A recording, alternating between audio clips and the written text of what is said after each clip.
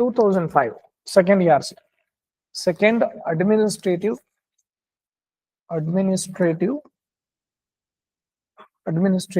reforms commission, second administrative reforms commission, ಎರಡನೇ ಆಡಳಿತ ಸುಧಾರಣಾ ಆಯೋಗ 2005 August 31st. Veerappa Moily, M Veerappa Moily ಗೊತ್ತಾ? ಯಾರು ಎಂ ವೀರಪ್ಪ ಮೊಯ್ಲಿ? ವೀರಪ್ಪನವ್ರ ಅಣ್ಣ ಅಲ್ಲ, ಹೌದು, ವೀರಪ್ಪ ಮೊಯ್ಲಿ ಮಾಜಿ ಮುಖ್ಯಮಂತ್ರಿ, ಆಮೇಲೆ ಮಾಜಿ ಕೇಂದ್ರ ಮಂತ್ರಿ, ಆಮೇಲೆ ಶ್ರೀ ರಾಮಾಯಣ ದರ್ಶನಂ ಅಂತೇಳಿ ಮಹಾನ್ ಕೃತಿಯನ್ನ ಬರೆದು ಕೇಂದ್ರ ಸಾಹಿತ್ಯ ಅಕಾಡೆಮಿ ಪ್ರಶಸ್ತಿ ತಗೊಂಡಿದ್ರು. Okay, is from Karnataka, that is greatness of Karnataka, M Veerappa Moily. ಇದನ್ನ ಇವರ ಅಧ್ಯಕ್ಷತೆಯಲ್ಲಿ ಈ ಒಂದು ಕಮಿಟಿ ಮಾಡಿದ್ರು. ಯಾಕೆ ಮಾಡಿದ್ರು ನೋಡಿ, ಟು ಸಜೆಸ್ಟ್ measures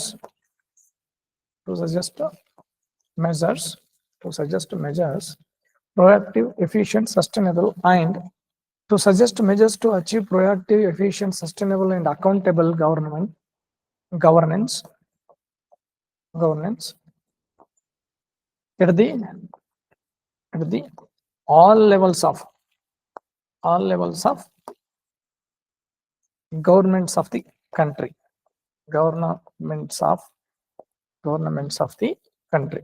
ನೋಡಿ, ಕನ್ನಡದಲ್ಲಿ ದೇಶದ ಎಲ್ಲ ಹಂತದ ಸರ್ಕಾರಗಳಲ್ಲಿ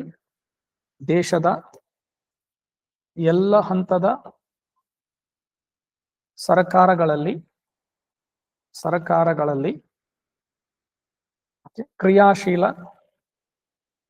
ರೆಸ್ಪಾನ್ಸಿವ್, ಇದೊಂದು ವರ್ಡ್ ಬರ್ಕೊಳ್ಳಿ, ರೆಸ್ಪಾನ್ಸಿವ್, ಕ್ರಿಯಾಶೀಲ, ಸ್ಪಂದನಾಶೀಲ,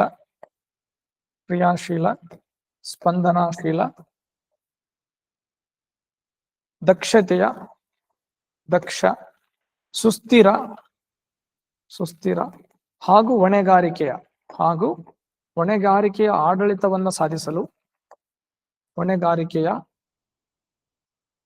ಆಡಳಿತವನ್ನು ಸಾಧಿಸಲು ಕ್ರಿಯಾಶೀಲ, ಸ್ಪಂದನಾಶೀಲ, ದಕ್ಷ, ಸುಸ್ಥಿರ ಹಾಗೂ ಹೊಣೆಗಾರಿಕೆಯ ಆಡಳಿತವನ್ನು ಸಾಧಿಸಲು ತೆಗೆದುಕೊಳ್ಳಬೇಕಾದ ಕ್ರಮಗಳನ್ನು ಸೂಚಿಸಲು. ದಕ್ಷ ಹಾಗೂ ಹೊಣೆಗಾರಿಕೆಯ ಆಡಳಿತವನ್ನ ಸಾಧಿಸಲು ತೆಗೆದುಕೊಳ್ಳಬೇಕಾದ ಕ್ರಮಗಳನ್ನು ಸೂಚಿಸಲು ಈ ಆಯೋಗವನ್ನ ರಚಿಸಲಾಯಿತು. ಹೌದಾ? ಈ ಆಯೋಗವನ್ನ, what is the purpose? Okay, what is the purpose of forming this commission means this is the purpose. ಕನ್ನಡದಲ್ಲಿ ಬರೆದ್ರಿ, ದೇಶದ ಎಲ್ಲ ಹಂತದ ಸರ್ಕಾರಗಳಲ್ಲಿ ಕ್ರಿಯಾಶೀಲ, ಸ್ಪಂದನಾಶೀಲ, ದಕ್ಷ, ಸುಸ್ಥಿರ ಹಾಗೂ ಹೊಣೆಗಾರಿಕೆ ಆಡಳಿತ ಸಾಧಿಸಲು ತೆಗೆದುಕೊಳ್ಳಬೇಕಾದ ಕ್ರಮಗಳನ್ನು ಸೂಚಿಸಲು ಈ ಸಮಿತಿಯನ್ನ ಅಥವಾ ಈ ಒಂದು ಕಮಿಷನ್ ಆಯೋಗವನ್ನ ರಚಿಸಲಾಯಿತು. Okay, super. ಸೂಚಿಸಲು ಈ ಆಯೋಗವನ್ನ ರಚಿಸಲಾಯಿತು. Okay, done. ಇವ್ರು ಏನ್ ಮಾಡಿದ್ರು? ಇವರೊಂದು 6 ಮೌಲ್ಯಗಳನ್ನ ರೆಕಮೆಂಡ್ ಮಾಡಿದ್ರು. ದೇಶದ ಎಲ್ಲ ಹಂತದ ಸರ್ಕಾರಗಳಲ್ಲಿ ಈ ತರದ ಒಂದು ಸರ್ಕಾರ ಆಡಳಿತ ಬರಬೇಕು ಅಂತಂದ್ರೆ ಎಲ್ಲ ಹಂತದ ಸರ್ಕಾರಗಳಲ್ಲಿ ಇದನ್ನ ಅಳವಡಿಸಿಕೊಳ್ಬೇಕು. ಯಾವುದನ್ನ? These 6 recommendations. Okay, they recommended 6 standards. The 6 standards of years, second years. ಎರಡನ್ನ ಅವರು ಮಾಡಿದ್ರು, 6ನ್ನ ರೆಕಮೆಂಡ್ ಮಾಡಿದವರು. 1 2 3 4 5 6. ಕನ್ನಡದಲ್ಲಿ ಸಮಗ್ರತೆ, ಅಬ್ಜೆಕ್ಟಿವಿಟಿ, ವಸ್ತುನಿಷ್ಠತೆ,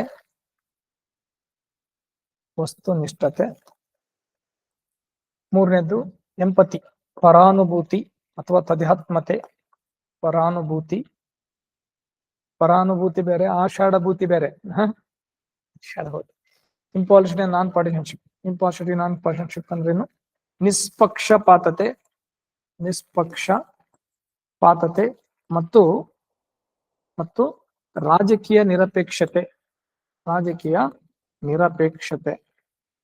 ಅಥವಾ ಪೊಲಿಟಿಕಲ್ ನ್ಯೂಟ್ರಾಲಿಟಿ ಅಂತ ಹೇಳ್ತೀವಿ ನಾವು. ನ್ಯೂಟ್ರಾಲಿಟಿ, ತಟಸ್ಥತೆ, political neutrality. Compassion and tolerance towards weaker sections. ದುರ್ಬಲ ವರ್ಗದವರೆಡೆಗೆ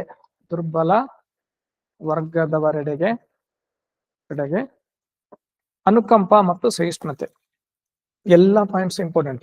ಇಷ್ಟೇ ಈ 6 ಪಾಯಿಂಟ್, ಅವು ಒಂದು 7 ಪಾಯಿಂಟ್. ಇವಿಷ್ಟು ಗೊತ್ತಿದ್ರೆ ಸಾಕು ನಮಗೆ 70ರಿಂದ 80 ಮಾರ್ಕ್ಸ್, ಮಿನಿಮಮ್ 80ರಿಂದ 90 ಮಾರ್ಕ್ಸ್ ಇಷ್ಟರಲ್ಲೇ ಬರುತ್ತೆ. These are the very important. ಈ ಇರೋ 15 ವ್ಯಾಲ್ಯೂಸ್ ಅಲ್ಲಿ ಒಂದೊಂದು ವರ್ಡ್ಗೆ ಕೂಡ ನಾವು 150 ವರ್ಡ್ಸ್ ಅಲ್ಲಿ ಆನ್ಸರ್ ಬರೆಯಂಗಿರ್ಬೇಕು. One word is very important here. This is one chapter. So we discussed ಒಂದು ಚಾಪ್ಟರ್ ನಾವು ಎರಡೂವರೆ ದಿನ ಡಿಸ್ಕಷನ್ ಮಾಡಿದ್ವಿ, ಎಥಿಕ್ಸ್ ಅನ್ನೋದು. ಅದಕ್ಕೆ 80ರಿಂದ 90 ಮಾರ್ಕ್ಸ್.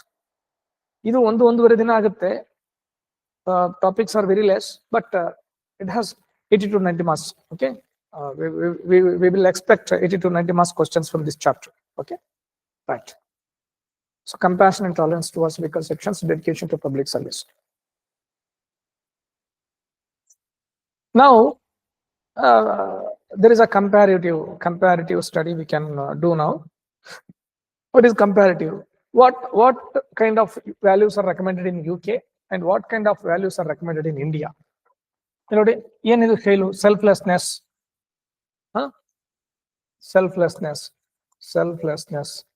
then honesty, accountability,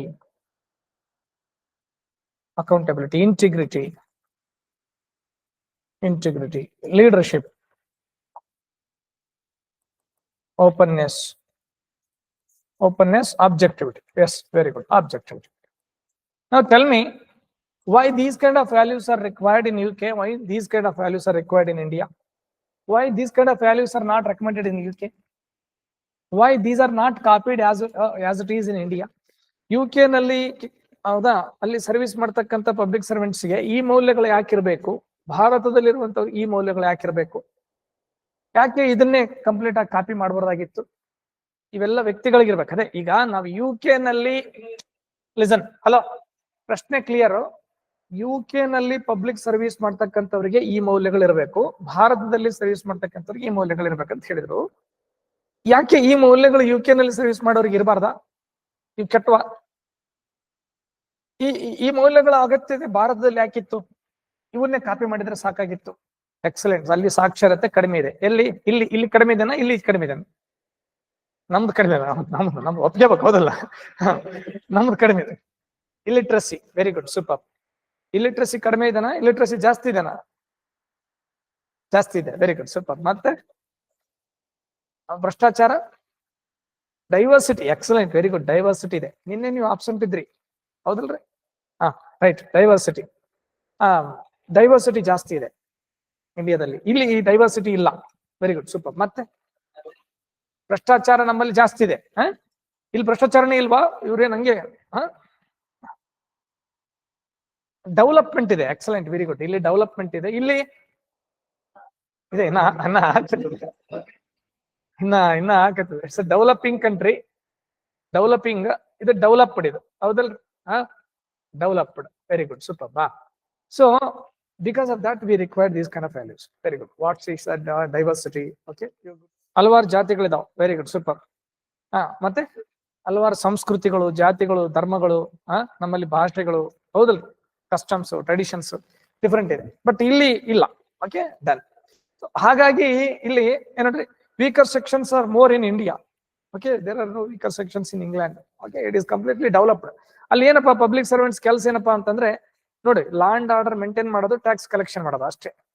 ನಮ್ಮಲ್ಲಿ ಹೆಂಗಲ್ಲ, ನಾವು ನೋಡಿವಲ್ಲ, ನೋಡಿ, ಪಬ್ಲಿಕ್ ಸರ್ವಿಸ್ ಗರ್ಭದಿಂದ ಗೋರಿಯವರೆಗೆ, ಹೌದಲ್ಲ?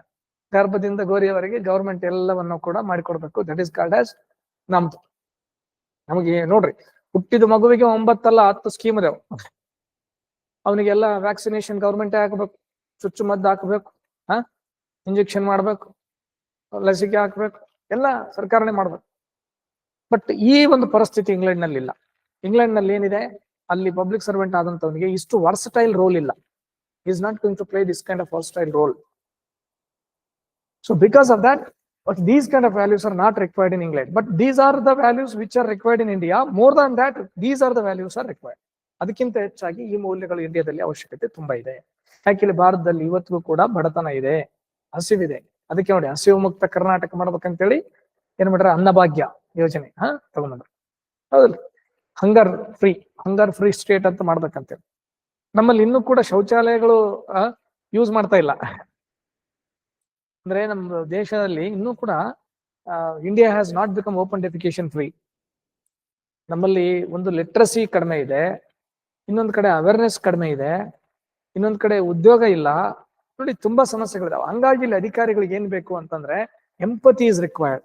ಪರಾನುಭೂತಿ ಬೇಕು, ಪ್ರಜೆಗಳ ಕಷ್ಟವನ್ನು ಅರ್ಥ ಮಾಡ್ಕೊಳ್ತಕ್ಕಂಥ ಕೆಪಾಸಿಟಿ ಬೇಕು, and impartiality, non partisanship, compassion, these kind of things are recommended. Okay, so you should understand that why England is not required these kind of values means England doesn't have this much of problems. What are the problems are faced by India? These kind of problems are not faced by UK today.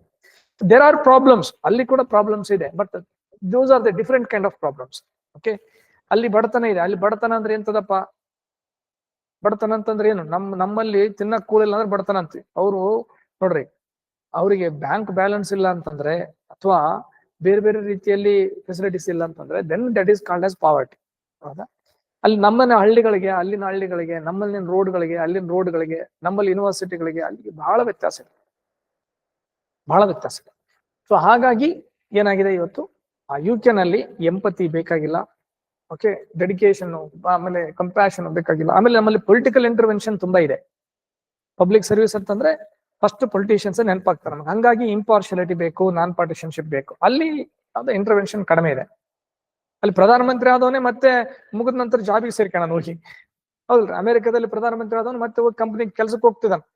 ನಮ್ಮಲ್ಲಿ ಒಂದ್ಸಲ ಪ್ರಧಾನಮಂತ್ರಿ ಆಗಿಬಿಟ್ರೆ ಮುಗ್ದ ಹೋತು. ಹೌದಾ? ಅವ್ನು ನೆಲದ ಮೇಲೆ ನಡೆದಾಡದೇ ಇಲ್ಲ ಅವ್ನು. ಹೌದಲ್ಲ? ನಮ್ಮಲ್ಲಿ ಗ್ರಾಮ ಪಂಚಾಯತ್ ಮೆಂಬರ್ ಆದ್ರೆ ನೆಲದ ಮೇಲೆ ನಡೆದಾಡೋದಲ್ಲ. ಕಾರ್ ಬಂದ್ಬಿಡ್ತದ, ಕಾರಿಗೂ ದೊಡ್ಡ ಬೋರ್ಡ್ ಹಾಕ್ಸಿರ್ತಾನ, ಮಾಜಿ ಗ್ರಾಮ ಪಂಚಾಯತ್ ಸದಸ್ಯರಂತ. ಅಂತ ಒಂದು ಪರಿಸ್ಥಿತಿ ನಮ್ಮ ದೇಶದಲ್ಲಿದೆ. ಬಟ್ ಆ ದೇಶಗಳಲ್ಲಿ ಈ ಒಂದು ಪರಿಸ್ಥಿತಿ ಇಲ್ಲ. ಹಾಗಾಗಿ ನಮ್ಗೆ ಎರಡರಲ್ಲಿ ಯಾಕೆ ಹೆಂಗ್ ರೆಕಮೆಂಡ್ ಮಾಡಿದ್ರು ಅನ್ನೋದು ಗೊತ್ತಾಗ್ಬೇಕು.